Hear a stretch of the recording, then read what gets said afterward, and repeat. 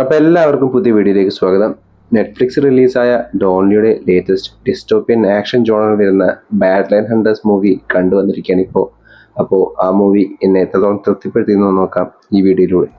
ഒരു post apocalypse house hold ബാക്ക്ഡ്രോപ്പിൽ വെള്ളത്തിലക്ഷാമം അനുഭവിക്കുന്ന നായകനും നായികയും അടങ്ങുന്ന ഒരു കൂട്ടം ജനങ്ങൾക്കിടയിലേക്ക് വരുന്ന വില്ലൻ ഗാങ്സും നായികയടക്കമുള്ള ടീനേജ് പെൺകുട്ടികളെ വെച്ച് നടത്തുന്ന എക്സ്പെരിമെന്റും അതിന് പിന്നിലെ വില്ലന്റെ മോട്ടീവും കാണിച്ചുകൊണ്ടുള്ള ഒരു പ്രഡിക്റ്റബിൾ സ്റ്റോറി ലൈനാണ് ബാഡ്ലൈൻ ഹണ്ടർ മൂവിക്ക് ഉണ്ടായിട്ടുണ്ടായിരുന്നത്.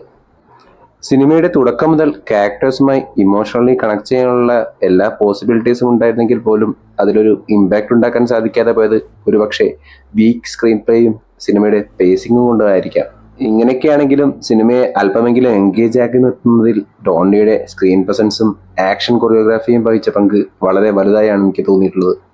അതോടൊപ്പം തന്നെ ആൻജിഹെ ചെയ്തിട്ടുള്ള ലീ ഉൻഹോ എന്ന ക്യാരക്ടർ ആക്ഷൻ സീനുകളിൽ പലപ്പോഴും ഡോൺലിക്ക് മുകളിൽ പോകുന്ന കാഴ്ചയും എനിക്ക് കാണാൻ സാധിച്ചു.